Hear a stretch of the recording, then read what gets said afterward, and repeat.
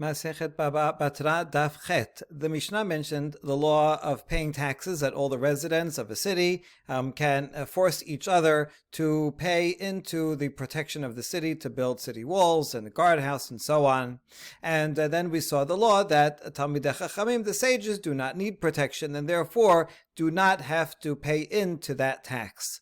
We're picking up on more laws in that regard. Rav Nachman bar Rav Chisda rema karga Rabbanan. So Rav Nachman, the son of Rav Chisda, he imposed a tax on the sages. Amar le Rav Nachman bar Yitzchak, abarta deoraita ad nibi'eh ve'ad ketubeh. Rav Nachman bar Yitzchak said, you have now violated the words of both of the Torah, of the Nevi'im, and of the Ketuvim. And now we're going to quote Pesukim from each one of them to show that one is not allowed to impose taxes on the sages for their protection. Deoraita dichtiv, af hobeb amim kol kedosha biyadecha. Amar Moshe lifnei HaKadosh Baruch Hu, ribono shel olam, afilu b'sha'ah she'ata mechabeb amim kol kedosha v'hiyu biyadecha. So the pasuk in the end of Devarim says, Hashem, even when He loves the nations, His holy ones are in His hand, meaning He protects the holy ones. What does this mean? This is Moshe's opening to the Vezot HaBeracha. He said before HaKadosh Baruch Hu, Master of the universe, even when you give favor to the nations and allow them to have dominion over Israel and persecute Israel, nevertheless your holy ones, meaning the sages, are protected in your hand. And therefore the sages always have protection even during a time of persecution, and that's why they do not have to pay for the city walls and for guards.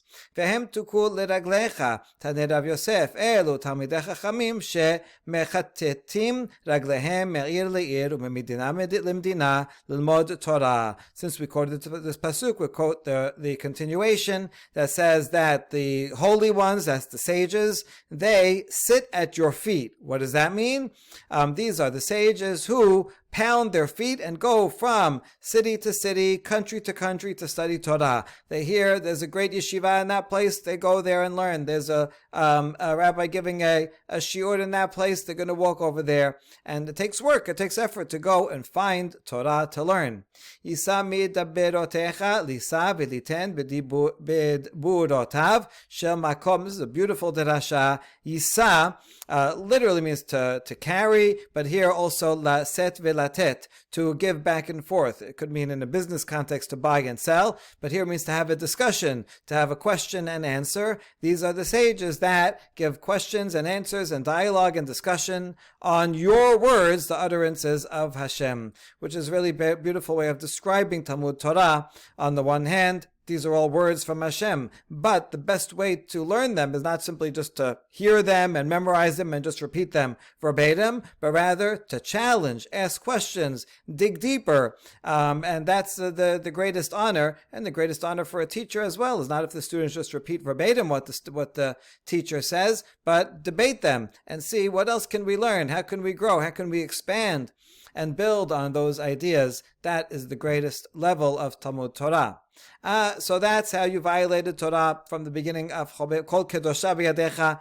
Hashem protects those who are kadosh, the sages. And now you violated also, this is going back to Rav Nachman, who made the tax, is being castigated by Rav Nachman bar Yitzchak, from the Nevi'im now. Dichtib, Gam bi yitnu bagoyim, ata akabesem, v'yachelu me'at mimasa melech v'sarim. Here they translate, though they have hired lovers, or you could just translate simply, although Israel's placed among the nations, now Hashem says, I will gather them, and they will begin to be diminished because of the burden of the kings and the princes. It's talking about the taxes that the Jewish people have to pay when they are out in exile. Now Hashem says, I'm going to bring them back and gather them, although they have been diminished. Amar Ula, pasuk zeh b'lashon aramit ne'emar. So this difficult word here, yitnu, Ula says, don't read this as a Hebrew word, but rather as Aramaic. Yitnu, tanu, teno, shanu is Aramaic word for learning, right? That's like matnita. that says itanu kulehu ata kabesem, and read it like this: Gam ki itanu. If you learn Torah, then ataka besem, I will gather you all and bring the redemption now. If everybody in Israel, all Jews would be learning Torah, redemption would come immediately. And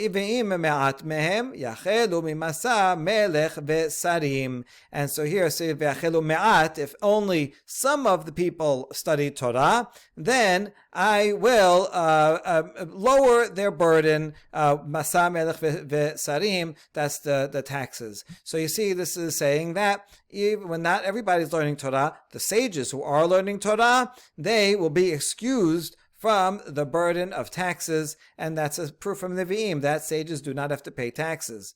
Tichtiv min da belo vehalach la shalit l'mirma alehom, pasuk from Ezra that says it will not be permitted la shalit to impose on them. The context is talking about the Kohanim and the Nevi'im, that you cannot impose on them three types of taxes. That's these three words. Minda, Belo, Vehalach are three types of taxes the Kohanim and the Nevi'im do not pay. This Midrash is now transferring and applying this pasuk not to Kohanim and Leviim, but rather to Talmidei Chachamim, the sages, which is a very significant transfer. It shows that the sages in later times are the religious leaders and take the place, fulfill the role that once upon a time beforehand Kohanim and Leviim fulfilled when the Bet HaMikdash was up. So now this same pasuk will be applied to the sages. Ve'amar Rav Yehuda, minda zo menat hamelech belo zo kesef gul galta v'halach zo arnona. Rav Yehuda explains these Aramaic words that minda, this is a text to the king. Belo is referring to a head tax each person has to pay, and halach is referring to a property tax. All these different types of taxes the religious leaders do not have to pay. Incidentally, the word halacha, meaning Jewish law, why is the word halacha? This is a halacha, literally in Hebrew means a way of walking, right? So that's, if you interpret it as a Hebrew word, it means the path, the right path to follow. That's the halacha. However, many suggest that actually halacha might be derived from Aramaic, in which case it would come from this, meaning an obligation, a tax. These are the things that we are obliged to do. We have to pay money in terms of ma'aseh and so on, and a work tax. We are subservient to HaKadosh Baruch Hu, and the halacha is the obligation that we have to fulfill for our king. And so that's an interesting derivation for the word halacha. Rav Papa Rema Kariya Hadata Ayatme. Okay, another teaching also along the lines of imposing taxes. We talked about sages, but the other protected group are orphans. Now Rav Papa, he imposed a tax for digging a new cistern on orphans. He says, orphans, you drink water, right? So you have to pay the taxes. Everybody is going to collectively chip in to build a cistern so that they have water. But the sage criticized Rav Papa. Says maybe you're not going to get any water. It might be a failed cistern. It won't gather water. It'll leak, and you won't get water from it. And then you'll be collecting from the orphans illegally, because it's okay to make them pay in for a successful job, but not if it's unsuccessful. You see, if everybody else who pays in, they can say, listen, I'm going to pay in, and if it's a failure, I forgive it, right? At least we tried. But the orphans are minors, and therefore don't have the ability to forgive, and then you'd be stealing from orphans.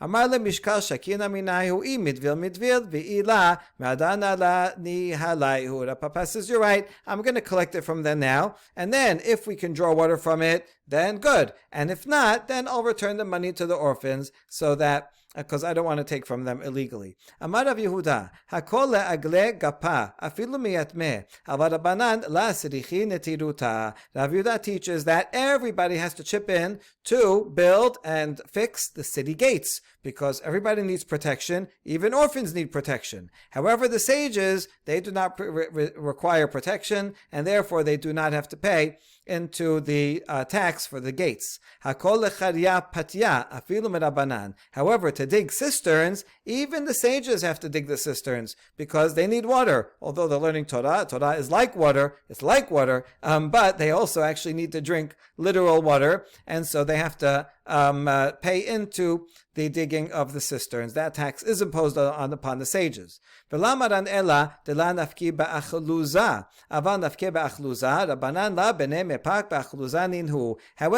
that's only if the people themselves are not going out and digging it. They're collecting money and they're going to hire some people to dig the cistern. But if it's a work tax that everybody goes out and you go dig for an hour and you go dig for an hour until we all do it, then the rabbis are exempt from that because it's not respectful for the rabbis have to go out with the masses, the achluza, Greek word, with the people to be digging, physically digging, but they would have to pay in if they're hiring others. Rabbi patach osarot b'shnei basoret. Amar yikansu ba'alei mikra, ba'alei mishnah, ba'alei tamud, ba'alei halacha, ba'alei haggadah. Aval amei haaretz al yikansu. And now another teaching regarding the special status of sages. One time it was during years of drought. But Rabbi, this is Rabbi Yehuda Nasi, he was the Nasi, he was not only a great sage, but also the political head of the Jewish community, answerable to the Romans. So he had a lot of power, political and economic power. So they had a storehouse, right, just in case for a year of drought to feed the people. So since the drought was going on, Rabbi says, we need relief. We're going to open up the storehouse to give people food. However, he had a condition.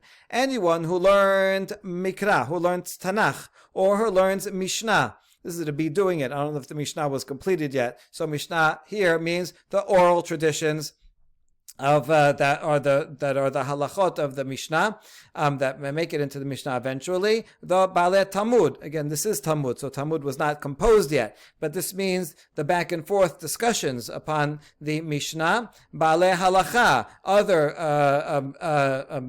collections of halacha, maybe Baraitot. Baalei Haggadah, those who study Agadah. All those people, as long as you learn something, even if it's very simple learning, Agadah is lighter, you only learn Tanakh, but you didn't get to study the oral law. If you learn something, you can come and take food. But if you're an ignoramus, you don't deserve to come and get food. Okay, it can't be that the people are literally starving to death. You have to save a life of any person. But rather, it seems that there was some food available. They could go and scrounge around somewhere else. But he opened these warehouses that made it easier, and that way these people could focus on their study of Torah, and they would not have to scrounge around and go so hungry. So he gave preferential treatment to them. So one of Rabbi's students, Yonatan ben Amram, he was a great sage, obviously, and he disguised himself to be like a regular person, and he went and got online to collect food. Amar lo Rabbi parneseni, and so he goes and says, "My master, please sustain me, give me food." Amar lo Rabbi he's on guard. He's making sure, checking everybody. He asks some questions. He's right. What's the parashat hashavua? Tell me a pasuk. Tell me halacha. If they can answer, then he gives them food. So Amar lo beni karita. So he says, "My son, have you studied Tanakh?" Amar lo lav, says, "No, I didn't." Shanita, did you study the oral law? Amar lo lav, I didn't study that either. Imken b'mei farnesecha. So Rabbi Yehuda Nasi says, so why should I sustain you? What merit do you have? Amar lo parneseni kekeleb uchorev parneseh. And the student Rabbi Yonatan says, feed me like you would a dog or a raven. If you saw a stray dog that was starving, you'd feel bad and you'd give it some food. I'm not asking that I deserve anything. Just help me out. Just help me like a stray dog or like a bird.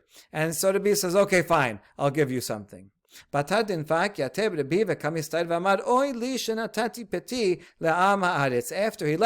Rabbi Yehuda Nasi was sad. He was distressed. He said, oh, woe is me. I gave bread to an ignoramus. I shouldn't have done that.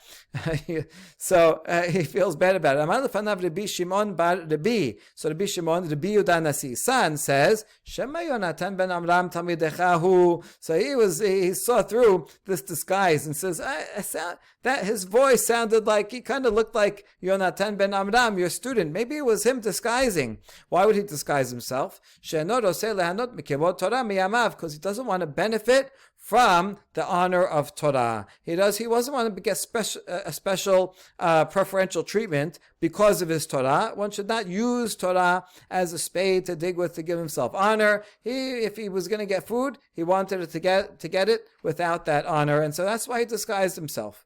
Badku ve'ashkach amar Rabbi yikansu hakol. So they checked and they found it was in fact Rabbi Yonatan, his student, and then Rabbi changed his policy and says, "No, what? Let everybody enter." Because among the people, it's not that he said he wanted to feed everybody equally, but he figured among the people coming, some of them are Talmidei Chachamim that don't want to show off or use their Torah, and therefore he said, you know what, we're going to feed everybody. Now, Rabbi L'Ta'ameh, Rabbi is consistent with his opinion, Damar Rabbi, and Pur Anut Ba'ala Olam Ela Bishbil Ameh Haaretz. He said that suffering comes to the world only because of ignoramuses. Kahu deme kilila dishtu atiberia. Atula kamed Rabbi v'amarule letbura banan behadan amru lehu la. And here's the story that one time there was a crown tax imposed on the city of Tiberia where the Yehuda Nasi lived. And the people came to the Rabbi and said, let the rabbis join together. Like we all have to pay. Everybody has to pay a certain amount. And they said, listen, you have, how many people are here? You have to pay collectively as a community $1 million. So everybody has to give in their part. And the Yehuda Nasi says, no, the rabbis, we are not contributing. Amru le arukinan. So the people said, you know what? We'll run away. We'll evade the tax, and you'll be left holding the bag, and you'll have to pay all $1 million yourself. So they threatened Rabbi. Amalihu aroku. Rabbi says, go, run, don't worry about it. Aruku palgahon, dalyu palga. So half of the population ran out of the city, and the Romans saw this. This is, there's only half the people left. They cut the tax to $500,000. So you see that now the rabbis did not cause any more higher taxes. So they then the rest of the people will pay the same share that they would have paid before. Atuanu palga kamed Rabbi amrule letbu Rabbanan bahadan. So now the half that stayed in Tiberia, they came to the rabbi, to the Yehuda Nasi, and said, let the rabbis join in. You should pay your share. Amar lehu la. Rabbi Yehuda said, no. Arukinan aroku araku kulehu. The people said, we'll run away. Rabbi Yehuda Nasi is not going to be threatened. He says, go, run away. And so they all ran away, the whole population. Pashahu kobes, except for one launderer. He stayed behind. Shajua kobes. So the Roman government said, all right, well, the $500,000 still has to be paid. Who's left here? The launderer? They tell the launderer, you have to pay the entire thing. Arak kobes. The launderer says, no way, I'm not paying that. So he ran away. Paka kelila. And then the Romans came and they said, you know what? You don't have to pay anything at all. So you see, this is a proof that the tax was only imposed because of all the ignoramuses that were there. No ignoramuses, no tax. Amar Rabbi tem shen puranot bala olam ela bishbil ameh haaretz. Suffering comes to the world only because of ameh haaretz. So that's Rabbi is consistent with his opinion, and that's why now we understand why his policy was that he opens the storehouses only for the learned people, because they don't deserve to suffer through the famine. The famine came because of the ignoramuses. So the ignoramuses will suffer through it, and the sages, it's not caused because they're not the cause of the suffering. They can come into the storehouses. That was the original policy until he changed it. Now back to the Mishnah. We said that anyone who's in the city has to pay towards the upkeep of the city walls, and then we asked, how long do you have to be in the city in order to be considered a member of that city? And the Mishnah says 12 months. Okay, so 12 months means you're a member of the city.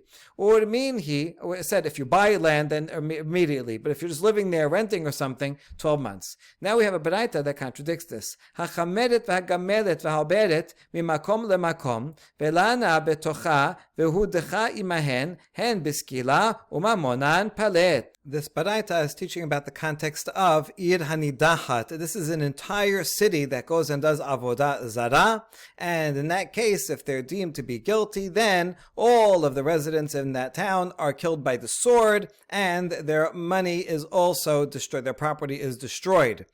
That's the law for Ir Hanidachat. If it was an individual, just one person who does avodah zarah, then they also get the death penalty with a more severe death penalty of stoning, but their property is not destroyed. Then the family could then keep the property and inherit it.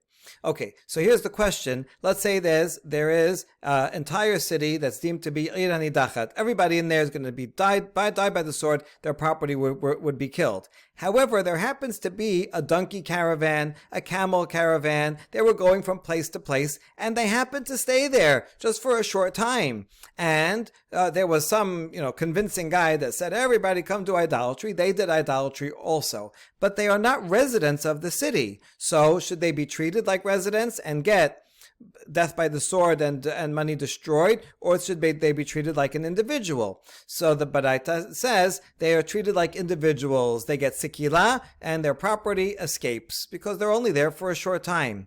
However, the Baraita continues, Ve'im nishtahu sham sheloshim yom hen besaif u'mamonan aved. If this caravan stayed in that city for 30 days or more, then they are considered residents of that city. And then they did idolatry together with the city. They get the punishment of Ir Hanidachat, where by sword and their property is destroyed. So we have a contradiction. First, the Mishnah said you're considered a resident of the city only if you live there for 12 months. And here we says you're considered a resident of the city after 30 days.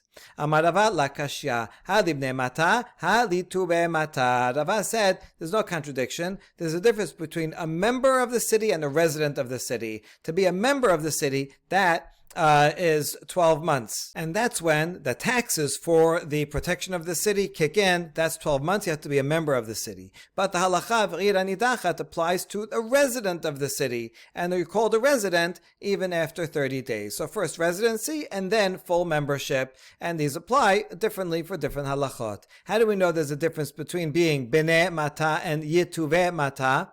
כדתניא, מותר הנאה מאנשי העיר. כל שנשתהה שם 12 חודש, אסור ליהנות ממנו. פחות מכאן, מותר. If someone makes a vow, I am not going to take any benefit from the people of this city.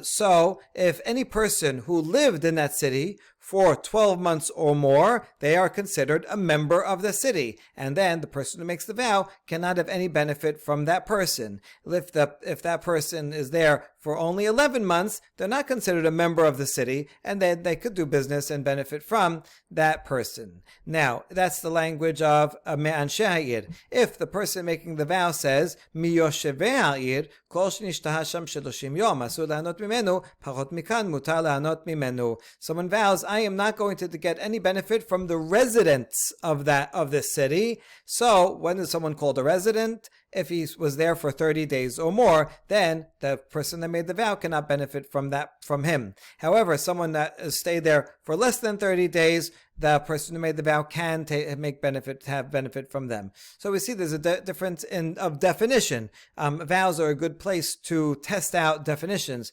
because there has legal effect, and vows go by the common vocabulary and the way people use these words. And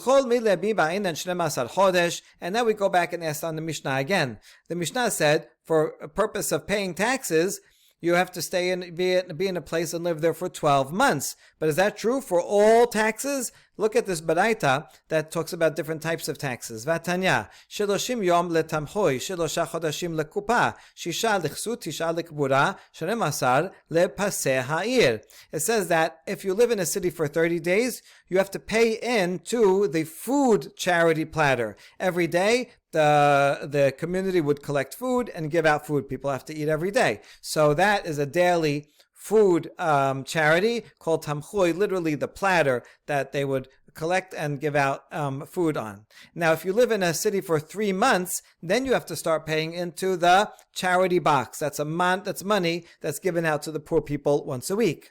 If you live there for 6 months, then you have to start paying in to the clothing fund for people that need clothing. And if you live there for 9 months, then you have to pay into the burial fund for poor people that can't afford a burial. If you live there for 1 year, you have to pay for the columns of the city that are for the protection. So we see that actually there are different amounts of time of residency for various types of taxes. So how do we fit this with the Mishnah? Amar Rabbi Yaseh, Amar Rabbi Yochanan, Ki tenan nameh matnitin shel masar chodesh lepaseh ha'ir tenan. And Rabbi Yochanan says this is perfectly fits perfectly with our Mishnah, because our Mishnah was talking about protection. And so when our Mishnah says 12 months, that was talking about the columns of the city and other things that are for protection of the city, like the gatehouse and the lock and the walls. Amar Rabbi Aseh, Amar Rabbi Yochanan. We just quoted these sages. Another teaching by Rabbi Aseh in the name of Rabbi Yochanan. Hakol lepaseh ha'ir afilu meyatmeh, aval Rabbanan la d'Rabbanan la sericha netiruta. It says everybody has to pay for the columns for protecting the city, even orphans, because they benefit from protection, but not the sages, because sages do not need protection. Amar Papa, l'shura ul parasha'a ul tarzina afilu meyatmeh aval Rabbanan la sericha netiruta. Papa adds that you collect money for the city wall, for horsemen, for guards. You collect money from the orphans because they need protection, but not from the rabbis because, again, they do not require protection. The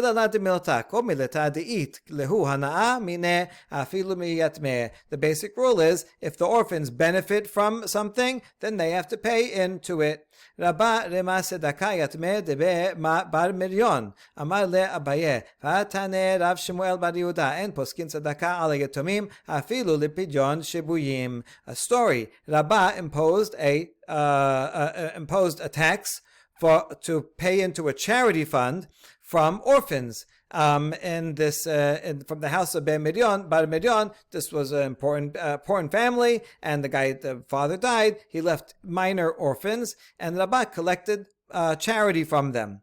And so Abaye said, why'd you do that? Didn't Rav Shemuel, the son of Yehuda, say that we do not collect charity funds from orphans? See, these were wealthy orphans. This is, Bar Miryon, they have an estate, so they don't need. But we do not. It says we do not collect money from orphans, even for the important mitzvah of redeeming captives. Amar le ana lachshuvinu ka'abid. Now, Rabba explains, I didn't collect money from them because we need their money for the fund, but rather it was to elevate them, to give them honor, right? They had an honor roll, a gold sponsor, platinum sponsor, and so we want to keep these orphans, their name honored in the community, and so I collected them not for the benefit of the poor, but rather for the benefit of the orphans themselves. Since it's in their interest, he was allowed to take the charity tax from them.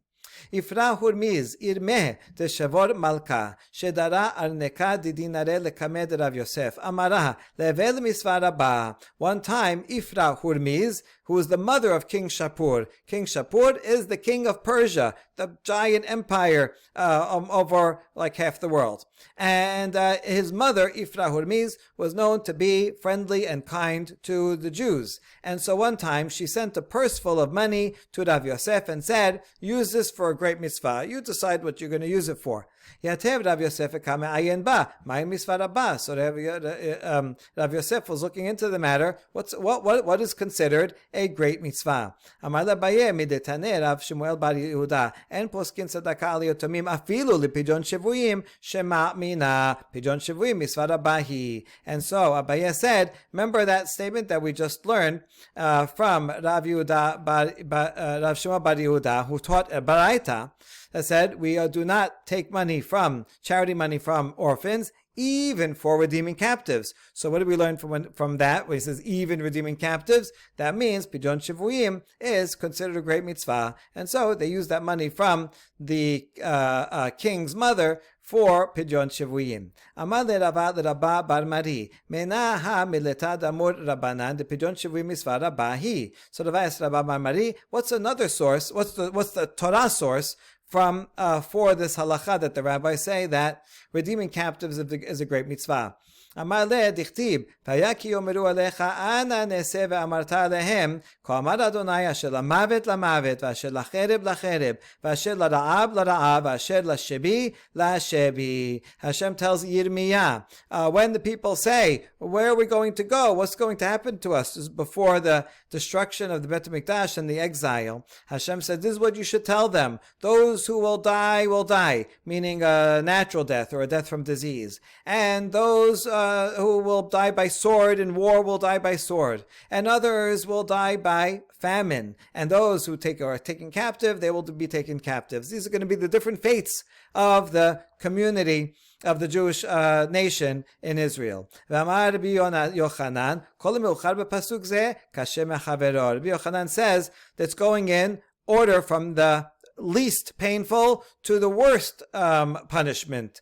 So the mavet, those are the lucky ones. The worst ones are those who are taken captive. Chereb kashemi mavet, ibayet emakera, ibayet emasebara, ibayet emasebara, hay kaminaval, hay la kaminaval. So being killed by a sword is worse than a natural death or death by disease.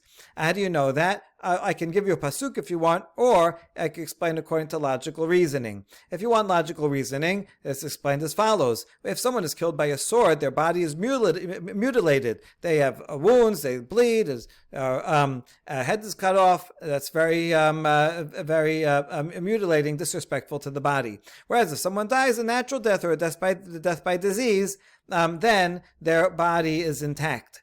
If you want a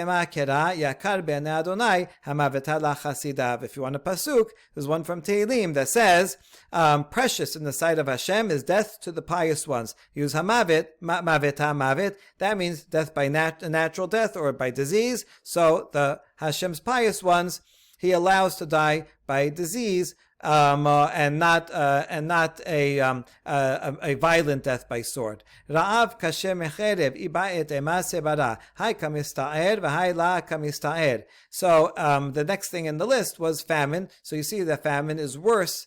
Dying from famine is worse than dying from a sword. How do you know? I can give you a logical reasoning that the person who dies of a famine suffers for a long time and then dies, whereas someone who's killed by a sword is almost instantaneous, doesn't suffer. Or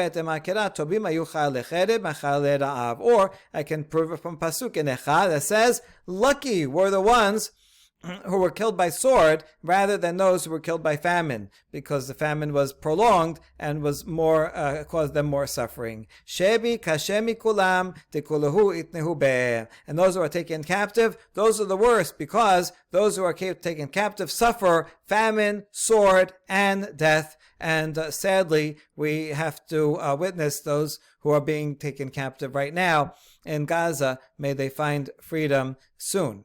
תנור רבנן, קופה של צדקה נגבית בשניים ומתחלקת בשלושה. נגבית בשניים שאין עושים סררות על הציבור פחות משניים, ומתחלקת בשלושה כדיני ממונות. Since we're talking about collecting tzedakah from orphans, from sages and so on, here are other laws about collecting tzedakah. The kupa, the charity fund, has to be collected by at least two people, and when they give it out, when they decide who deserves and how much they should get, then you need three people on that council to decide. Why?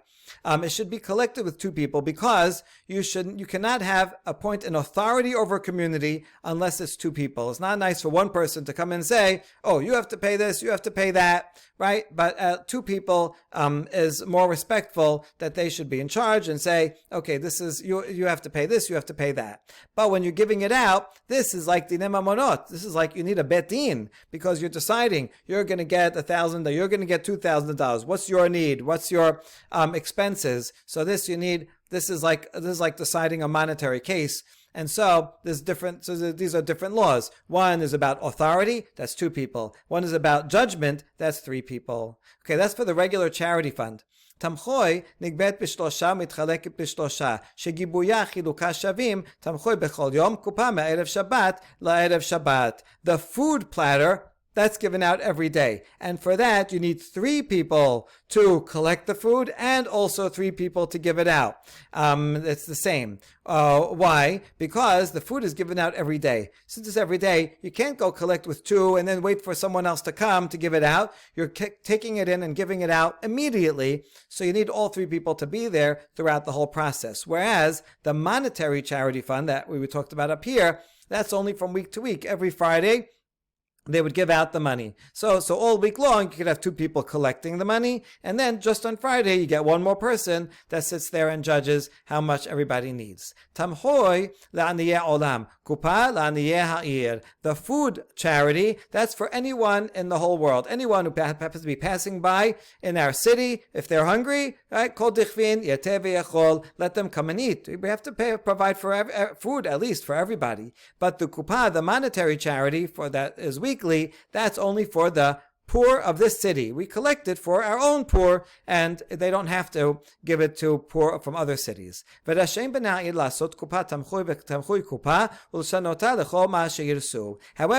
the residents of that city can, if they want, convert money from the weekly fund to the daily food fund, or vice versa. Let's say they need more food. There's extra money in the money one, and there's not enough food for this day, so they can buy some food, or vice versa. There's too much food and no one's eating it. They can sell that food and put it in the monetary fund, or they can use it for whatever they decide is a worthy cause for the community. And also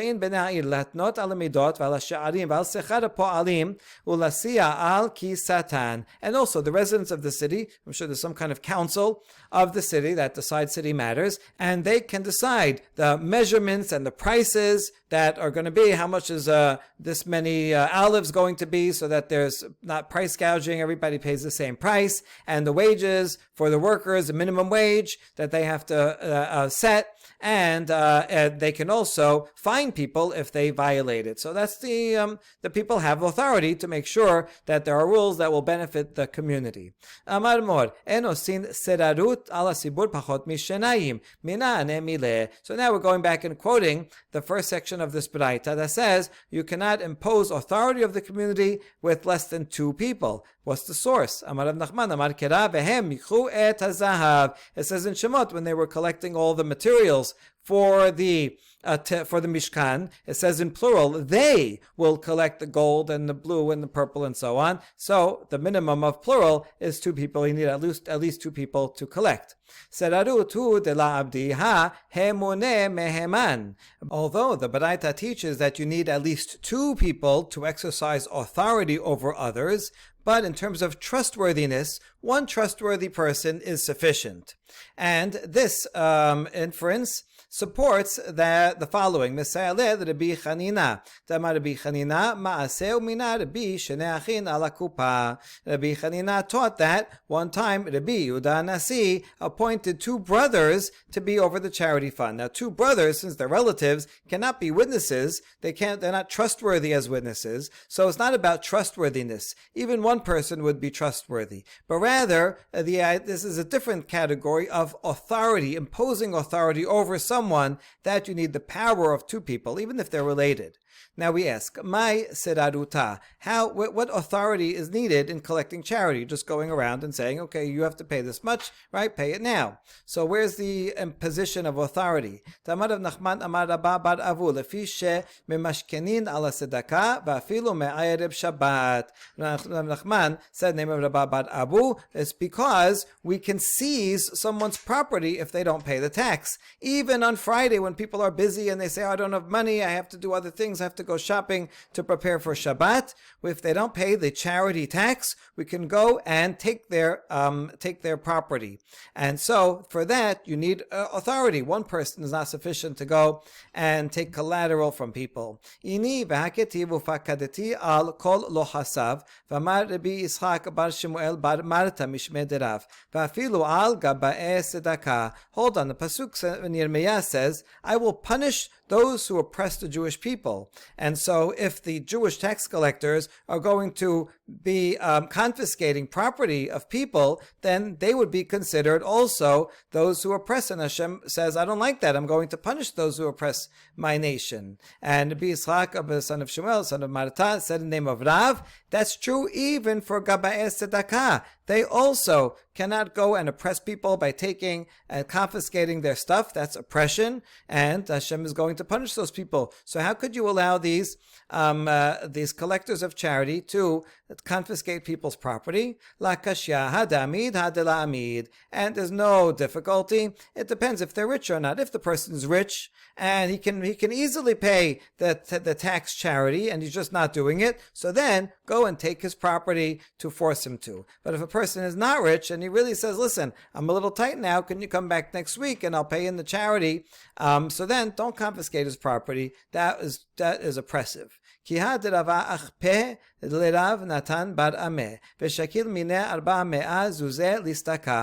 example, Rava, he went and seized and forced Rav Natan bar Ameh to pay into the charity tax, and he was succeeded in getting 400 dinar from him for charity. That's a lot of money. So that means that Rav Natan was rich, and for some reason he was evading paying these taxes, and Rava took his property until he would pay. So you see that because he was rich, it was permitted, but otherwise it's oppressive.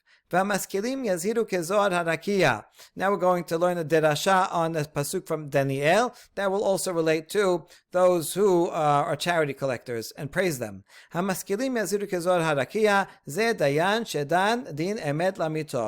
pasuk mean to say that the wise people, the maskilim, they will shine like the brightness of the sky? This refers to judges who judge truth in judgment. Now, what does this mean? Din emet la amito. Was it more true or less true?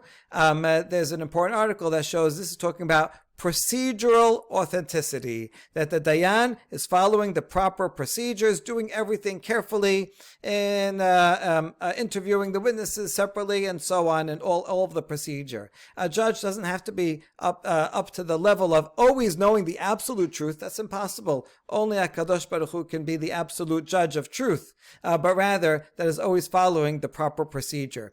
The continuation of the pasuk that says, those who bring righteousness to other people, who turn many into righteousness, they will shine like the stars forever and ever. Who is that? Those are the collectors of charity, because they help others. By collecting charity, they help others to fulfill this great mitzvah, and they make everybody else into tzaddikim. And so that's a great zechut. B'matnita Tana, another version of the Midrash, some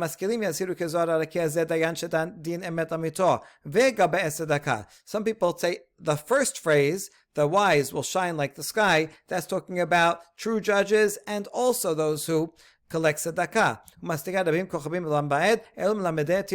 And the next phrase, those who make other people righteous will be like the stars forever. That's talking about school teachers that teach little kids. You think that's a easy job? You think that's for the lower teachers? No, this is the greatest zechut, to teach kids how to read, how to teach them Torah. Kegon man amar Rav, kegon Rav Shemuel bar Shilat, Rav ashkeche leRav Shemuel bar Shilat ava ka'eh begineta, amar le shabakte lehemanutach, amar le hatile sal shenin telachaz yali. For example, Rav said, Rav Shemuel bar Shilat, he was a school teacher for children. How do we know? One time Rav saw Rav Shemuel bar Shilat, it was a student, that he was working in his garden, he's growing vegetables. And so Rav said, you left your trust, your students? I know you're a teacher of students. How come you're not in the classroom teaching your students? And Rav Shemuel bar Shilat says, I've been teaching them for 13 years, and I haven't even seen my garden. I've been so diligent, only teaching my kids all day. And now, listen, I have to make some money. I need some food to eat. And so I'm tending my garden for a little bit, But even now, I'm thinking about my children, I'm thinking about the students, and going to go right back to teaching. V'Rabbanan mai, and now, what about the sages? You praised the judges, you praised the school teacher. The rabbis are like, oh, what about us? Amar Ravina v'ohabav keset hashemesh bigvurato. There's another pasuk for you, and those that love Hashem, they express their love by learning Hashem's words. They will be like the light of the sun when it comes out in the middle of the day. Tenor Banan, Gabe Sedaka Nanashin Lifrosh Ze Mize, Ava Poresh Ze Lashav Ze Lachanut. Now, we said you need two people to collect tzedakah, and they can't separate, and you go to this town and you go to another town. No, they have to be near each other. Now, they don't have to be together and knock on every door together. One can go to the gate and one can go to the store that's nearby, that they're still seeing each other, so they can work twice as fast, but they do have to be nearby. A collector of the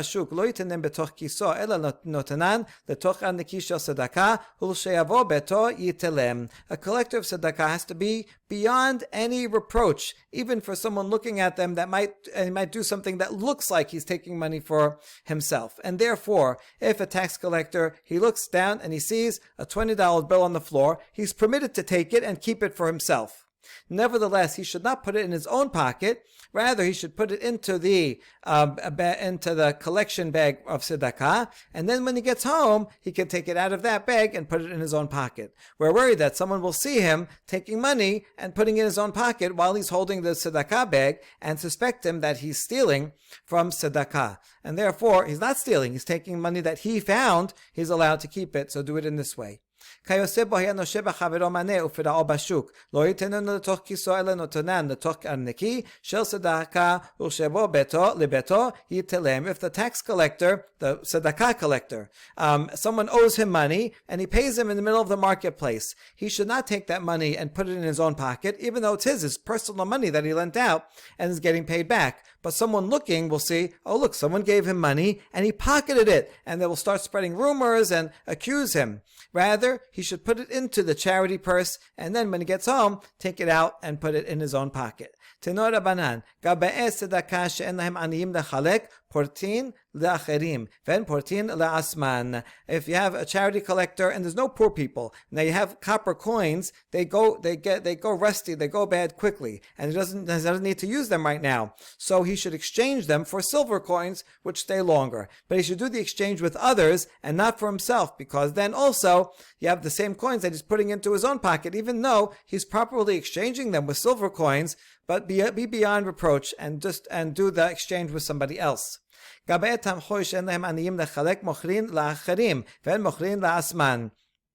collectors of the food fund, let's say there's not enough poor people and there's extra food, so you should sell the food to other people. Don't sell it to yourself, because people will see, oh, look, that's the bread that was from the charity fund. The tax collector is eating it himself. He's stealing from the charity fund. So therefore, even if it's not true, he paid in for it, but it should be even beyond anyone looking to think that he did something wrong. When you count charity money, you should count it one by one, not two by two, because two by two you might make a mistake, but one by one it takes a little longer, but you want to be extra careful to be accurate. Abaye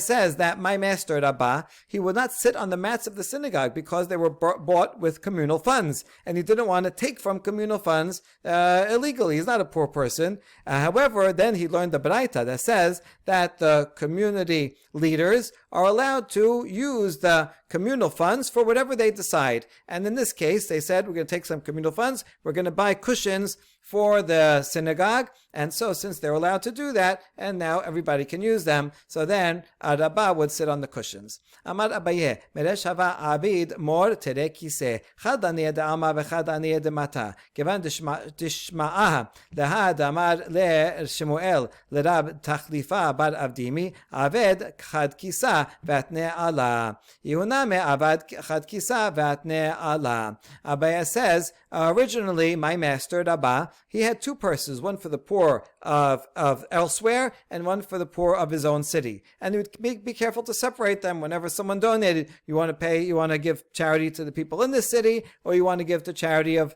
people that come from that are from other cities. However, then he heard that what Shemuel said to Rav Tachlifa bar Avdimi in the same situation, and he told him, "Listen, you're collecting charity. You don't have to have two separate purses. You can have one purse and put all the money in it, and make a condition and say that the people in this city, and whatever I collect from the people in the city, I'm going to give it to any needy that I decide, whether they're from here or from elsewhere." And once he makes that condition explicit, then he can use it for anything.